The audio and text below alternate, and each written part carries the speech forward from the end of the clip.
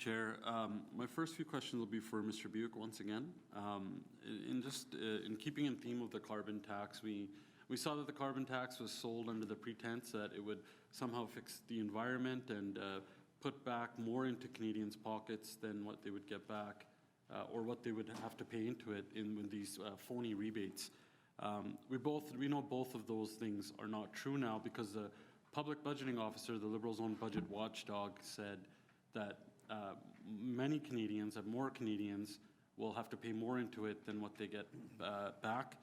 And we've seen the Liberals have missed every single climate target that they set for themselves.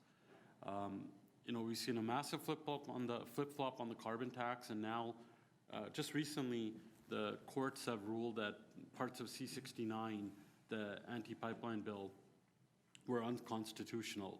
And it was a big win for Alberta, big win for the energy sector. What does it say to you about these policies? Well, I think there needs to be a little more recognition that precisely those approval processes that take so long and add so much red tape are exactly what are being expected from the energy sector, both the electricity and the oil and gas sector, because the only way you can cut your emissions that much is with massive new investments in technology and infrastructure.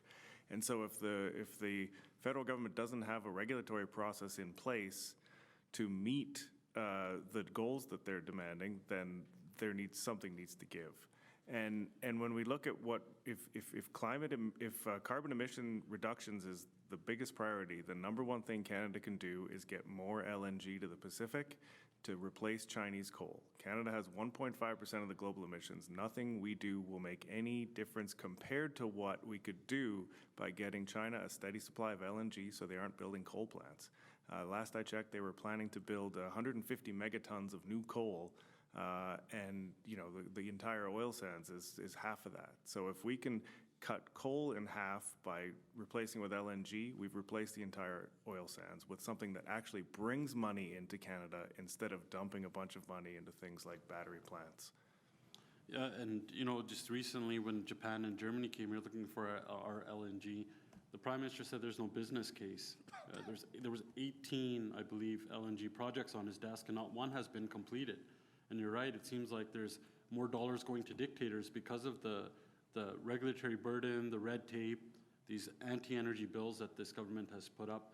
But what does it say, what does it signal that this Liberal government has not been able to meet their own emission targets, but they're putting a stranglehold on provinces to make them meet what they want them to?